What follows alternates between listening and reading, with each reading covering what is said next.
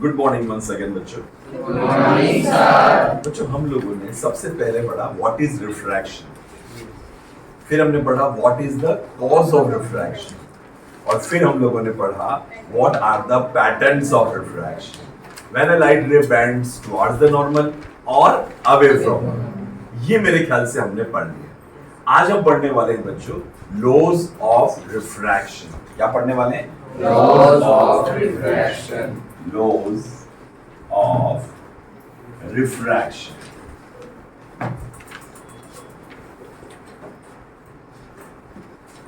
जैसे रिफ्लेक्शन में मैं दो रूल पढ़े, दो लॉज पढ़े थे हम लोगों ने, है क्या नहीं?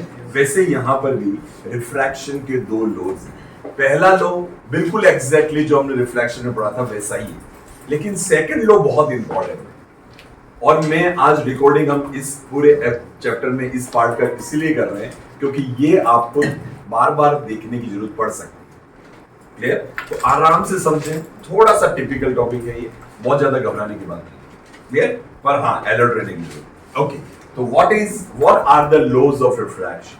फर्स्ट लॉ बच्चों, जब भी रिफ्रैक्शन होता है एक इंसिडेंट लाइट है, नॉर्मल है और रिफ्रैक्शन।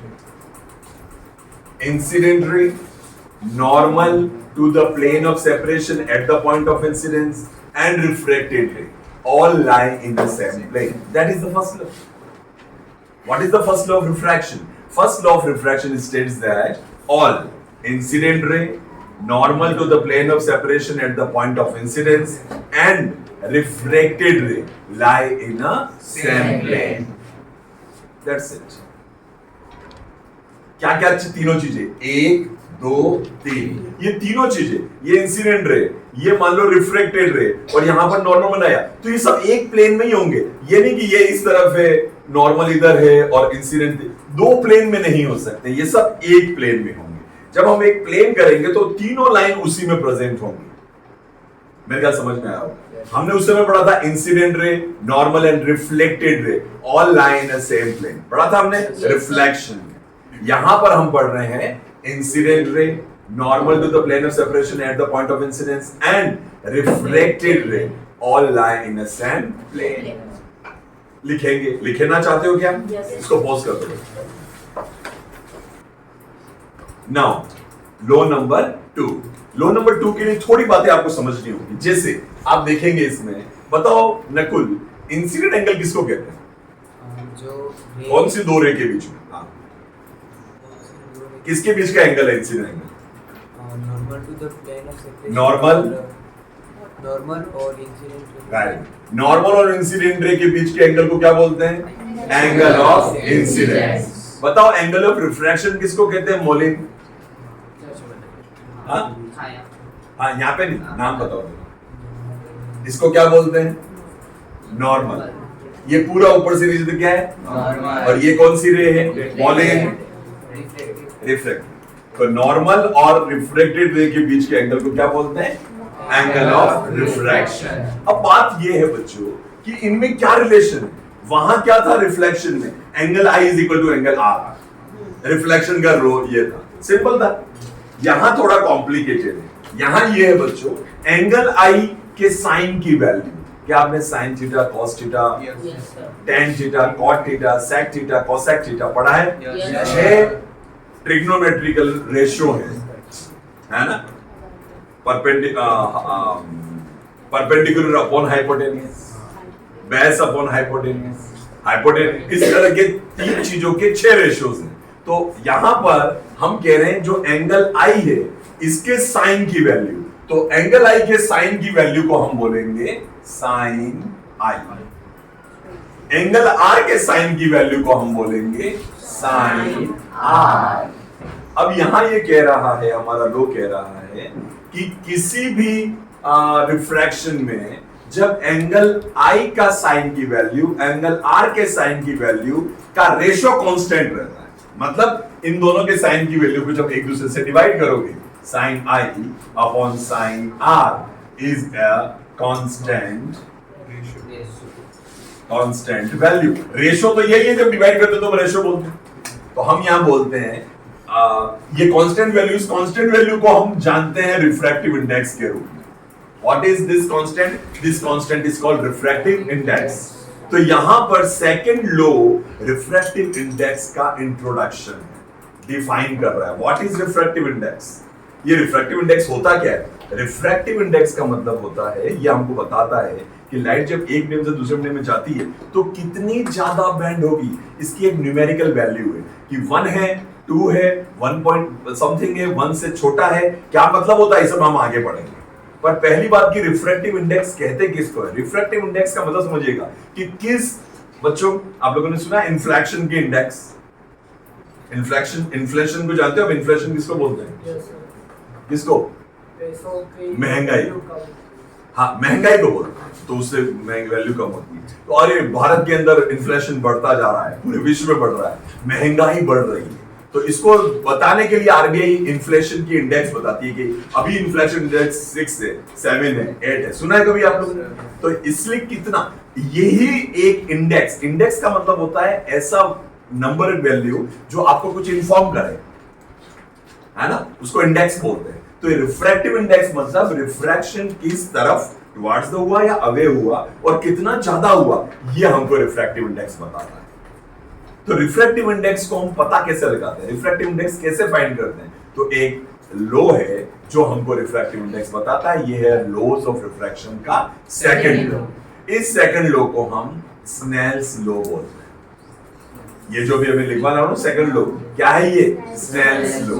सुनिए और फिर लिखवाऊंगा। What is Snell's law? सुनिए पहले। Snell's law states that the ratio of sine of angle of incidence to sine of angle of refraction is a constant value for the given color of light and for the given pair of media. This constant is called refractive index. Clear? ये constant कब होगा? इसकी दो condition है, दो शर्त है, तब ये constant होगा। पहला कि दोनों जो मीडियम लिए उसमें आप कुछ बदल मत देना कि पहले एयर लिया और वाटर लिया, फिर आप दूसरा निकाल रहे हो तो वाटर और ग्लास ले रहे हो, नहीं। पेयर ऑफ मीडिया सेम रखोगे तो पहली बात। और दूसरी बात, जो लाइट की रे आ रही है उसका कलर आप बदल दो कि एक बार रेड कलर के लिए करो, एक बार वॉयलेट कलर के लिए करो, एक बार किसी और, तो ये अलग अलग आएगा। तो क्या दो कंडीशंस यदि आप रखोगे तो ये कांस्टेंट होगा?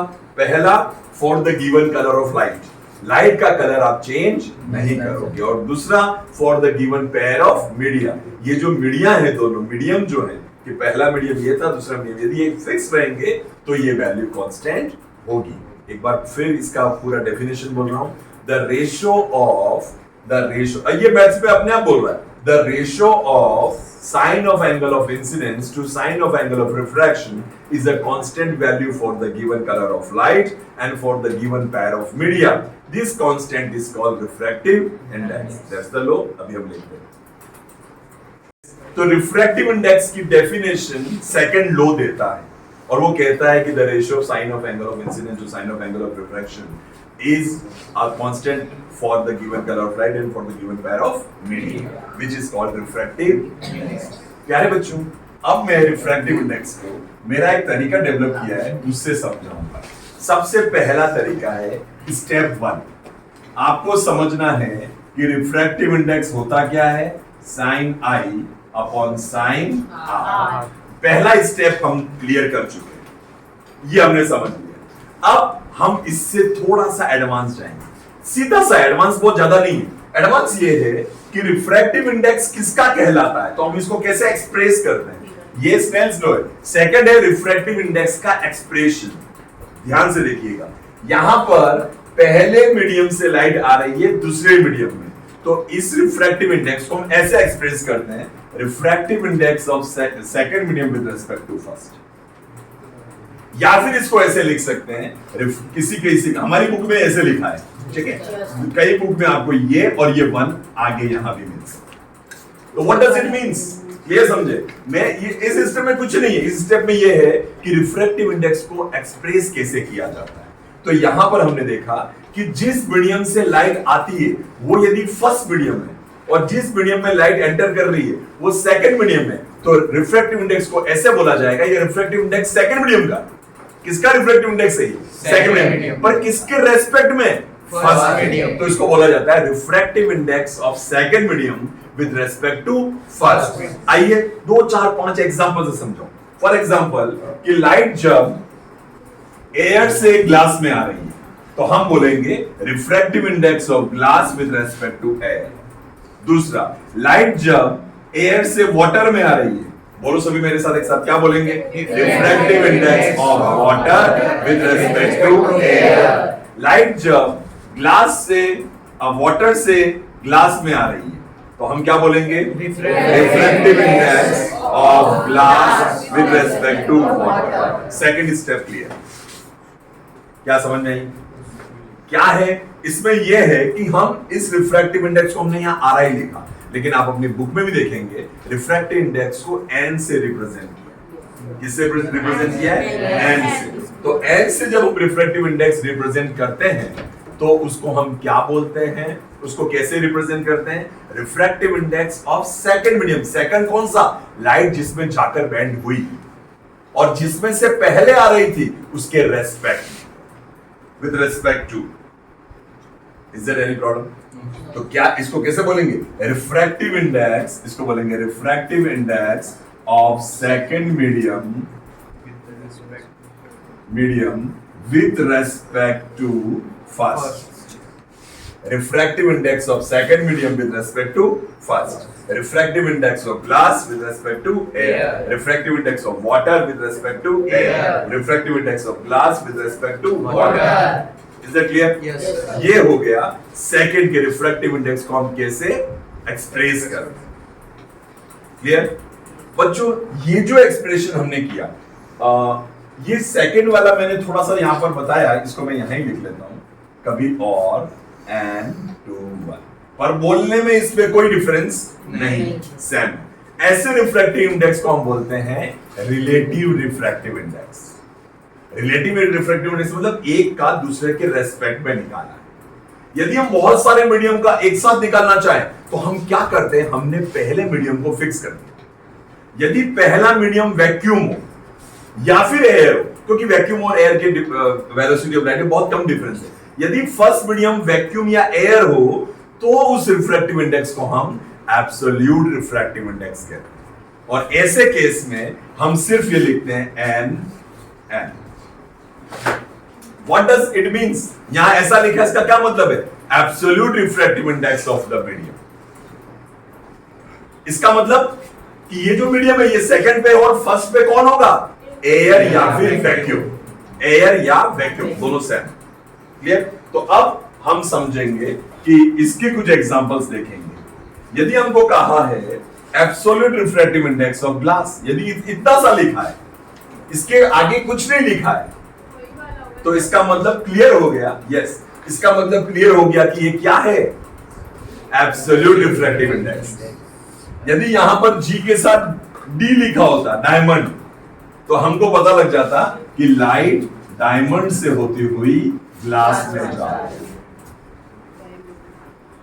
तो हमने बोला refractive index of glass with respect to diamond. लेकिन यदि लिखा है सिर्फ N D, what does it means? Absolute refractive index of diamond. Absolute refractive index means what? The refractive index of any medium with respect to vacuum or air is called absolute refractive index. Any problem? हमारी book में absolute refractive index की table दे रखी है। मैं कहूंगा तब देखना, अभी मत देखना, है ना? तो ये क्यों जरूरी है? क्योंकि किसका किसके रेस्पेक्ट में तो बहुत तरह की चीजें हो सकती है। यदि हमारे पास 10 रिफ्रैक्टिव इंडेक्स है, 10 मीडियम है और उनको कंपेयर करना है कि इससे कौन सा अच्छा है, किससे कौन सा अच्छा है, तो 10 को हम एक ही से रेस्पेक्ट से कंपेयर करें, और वो है एयर या वैक्यूम। तो जब कहीं क्वेश्चन में कहीं आपको सिर्फ ऐसा रिफ्रैक्टिव इंडेक्स मिले जिसमें यहां एक ही साइन और दूसरा साइन हो ही नहीं, तो आप समझ जाना कि ये एब्सोल्यूट रिफ्रैक्टिव इंडेक्स जो कि वैक्यूम या एयर के रेस्पेक्ट में निकाला गया। Is that clear? चलिए, तो ये हो गया सेकंड। पहला स्टेप हमारा रिफ्रैक्टिव इंडेक्स को समझने का था Snell's law, the ratio of sine of angle of incidence sine of angle of refraction is a constant value. ये पहला स्टेप था। दूसरे स्टेप में हम आए रिफ्रैक्टिव इंडेक्स दो तरह के हो गए, relative refractive index and absolute refractive index. Relative refractive index को हम कैसे एक्सप्रेस करते हैं? हम इसको एक्सप्रेस करते हैं जो दूसरा मीडियम है उसको n के हम पास सिंबल लिखते हैं और पहले मीडियम को उसके और आगे लिखते हैं और बोलते ऐसे हैं refractive index of second medium with respect to 1। यदि यहां ऐसा लिखा हो n12, इसका मतलब ये होगा कि लाइट सेकंड मीडियम से फर्स्ट मीडियम में आएगी। समझ आ गया? n12 इसका मतलब क्या हुआ? Refractive index of first medium with respect to second, मतलब फर्स्ट में एंटर हुई है सेकंड से। क्या ये बात क्लियर होगी? दूसरा तरह का रिफ्रैक्टिव इंडेक्स का एक्सप्रेशन होता है एब्सोल्यूट। एब्सोल्यूट रिफ्रैक्टिव इंडेक्स हमेशा वैक्यूम या एयर के रेस्पेक्ट में निकाला जाता है, तो उसका सिंबल यहां लिखने की जरूरत ही नहीं है। क्या दो स्टेप क्लियर हो गई बच्चों? अब आता है तीसरी स्टेप। क्या हम रिफ्रैक्टिव इंडेक्स निकालने के लिए क्या हमको हमेशा साइन और साइन आर ही निकालना पड़ेगा या कोई और भी तरीका है? वेलोसिटी हमको पता हो हम उससे भी निकाल सकते। तो सुनिए, refractive index of second medium with respect to first, light किस पे जा रही है? फर्स्ट से सेकंड में। तो ऐसे केस में जब आपको रिफ्रैक्टिव इंडेक्स निकालना हो बिना ये एक्सपेरिमेंट किए, बिना कुछ किए डायरेक्ट निकालना हो, तो तरीका है velocity of light in first medium upon velocity of light in second. देखो आपके बुक में फॉर्मूला है, very important formula. Relative refractive index कैसे निकाला जाए? अब समझ ले बच्चों, कोई क्वेश्चन आया कि velocity of light in glass is x, velocity of light in water is y, find the refractive index of water with respect to glass। Clear? घबराना नहीं, पहले अपन ये देखेंगे हो क्या रहा है, लाइट किस में से कहां एंटर कर रही है। Refractive index of water with respect to glass, मतलब पहले किसमें? ग्लास। तो लाइट ग्लास से वाटर में एंटर।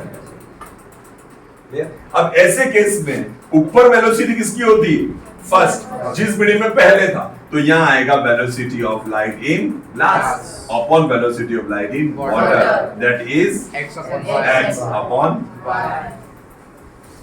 क्या ये स्टेप समझ में आई? घबराना नहीं। तीसरी स्टेप में क्या है?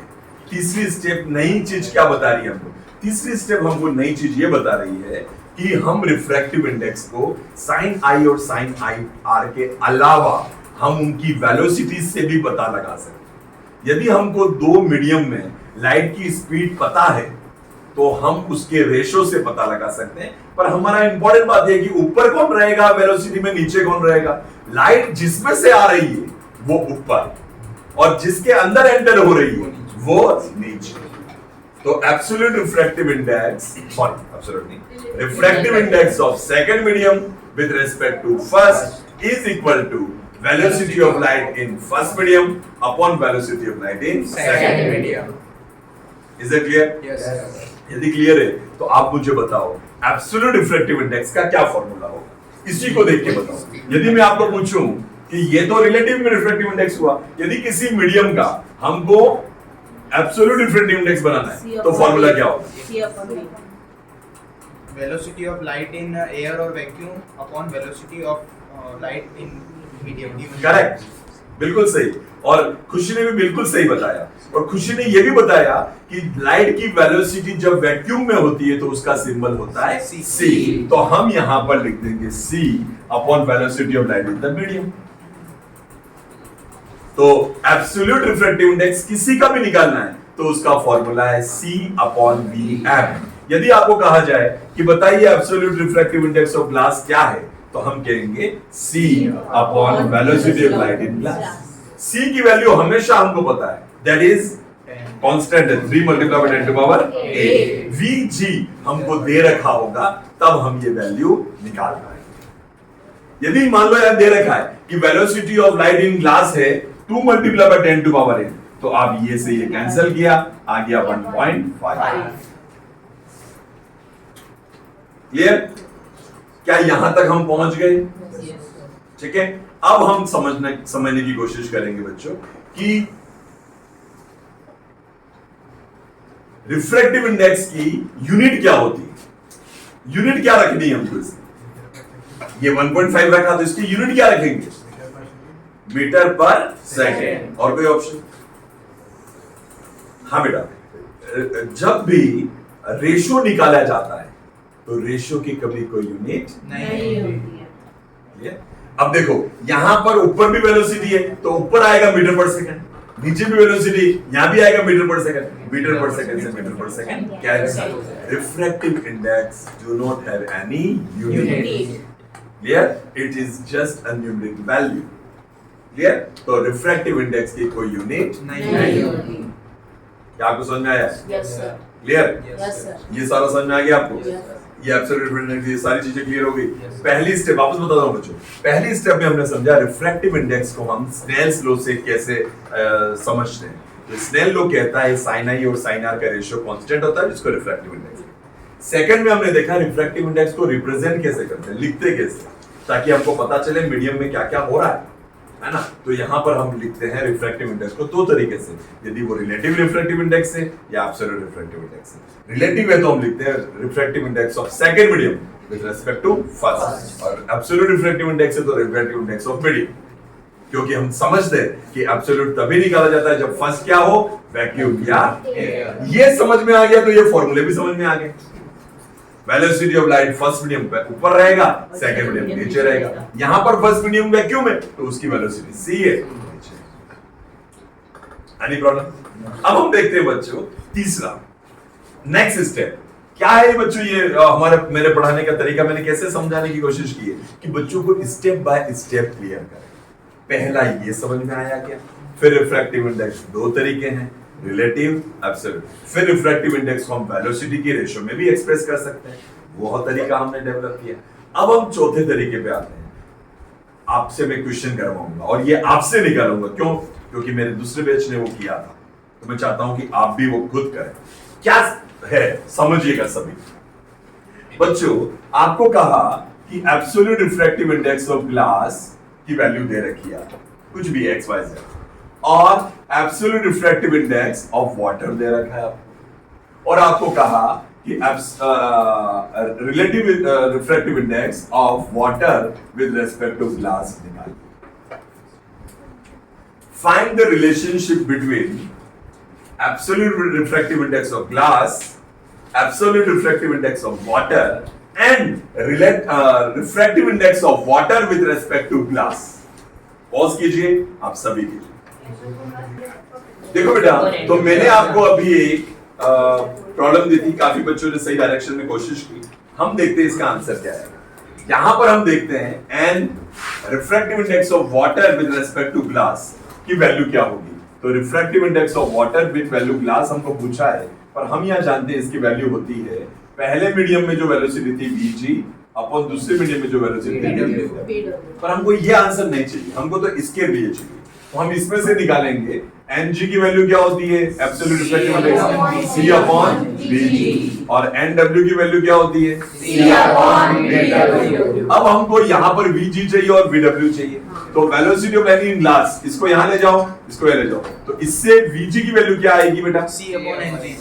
C अपॉन Ng, और यहाँ आएगी Vw की वैल्यू C अपॉन Nw। अब ये दोनों वैल्यू हम यहाँ पुट करते हैं, तो हम देखते हैं N Wg is equal to Vg की वैल्यू आती है C अपॉन N, और इसकी आ रही है C अपॉन Nw। इसको ऊपर ले जाएंगे रेसिप्रोकल हो जाएगा, it gives you C upon Ng multiply by Nw upon C, C से C cancel, Nwg is equal to Nw upon Ng। मतलब कि वेलोसिटी से ये उल्टा होगा।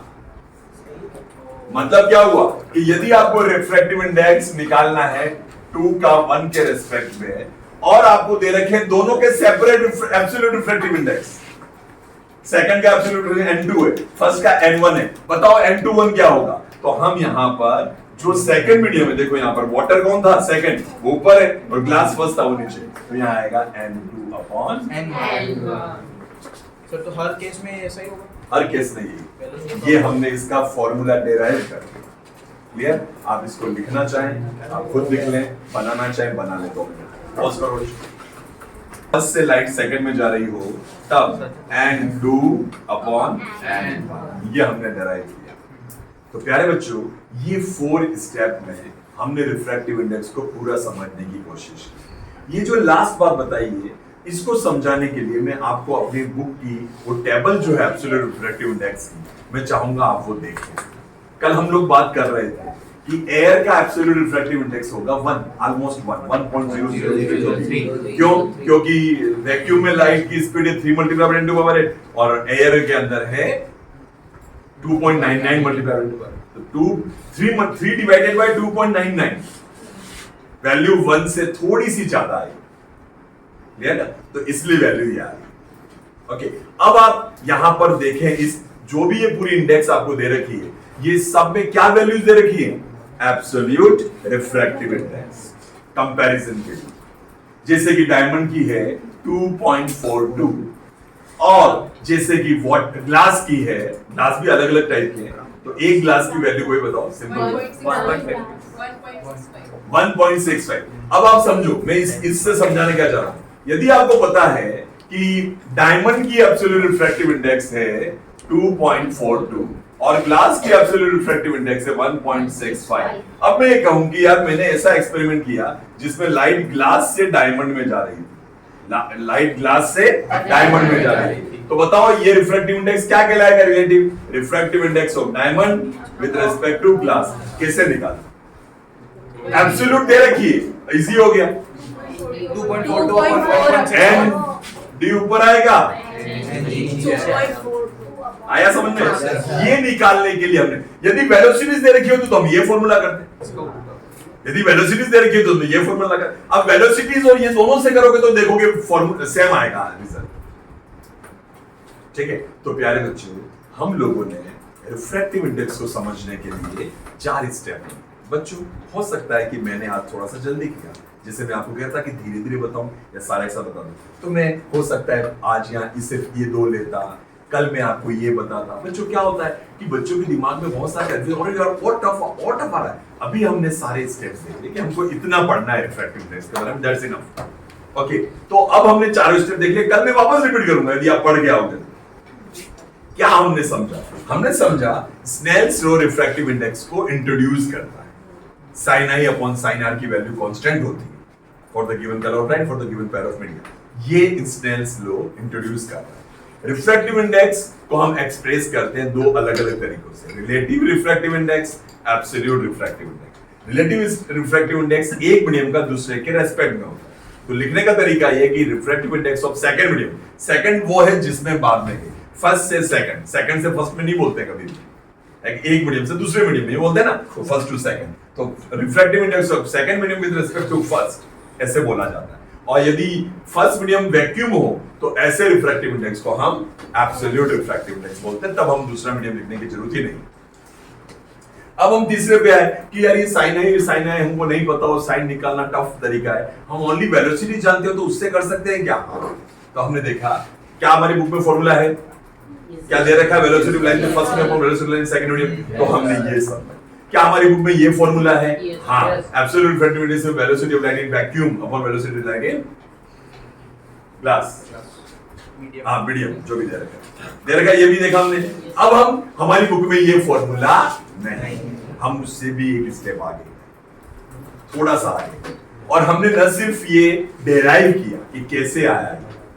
यदि 2 अलग अलग मीडियम के एब्सोल्यूट रिफ्रैक्टिव इंडेक्स दे रखे हो तो हम उन दोनों को आपस में किसी को पहला या सेकंड रख के भी हम बता सकते हैं। तो लाइट जिसमें बाद में जा रही है उसका एब्सोल्यूट रिफ्रैक्टिव इंडेक्स ऊपर रखना है, लाइट वाला। अब क्या कई बच्चे कंफ्यूज यहां होते हैं कि वेलोसिटी में तो वेलोसिटी पहले वाले के ऊपर आ रही है, दूसरे के नीचे आ रही है, और एब्सोल्यूट रिफ्रैक्टिव इंडेक्स में सेकंड वाले का ऊपर आ रहा है, फर्स्ट वाले का। ये आप थोड़ा सा याद रख सकते। तो ये सारा था रिफ्रैक्टिव इंडेक्स की पूरी साइंस। जितना भी हमको पढ़ना था सारा हमने यहाँ, ठीक है बच्चों? All the best. वीडियो को आप बार बार देखिएगा।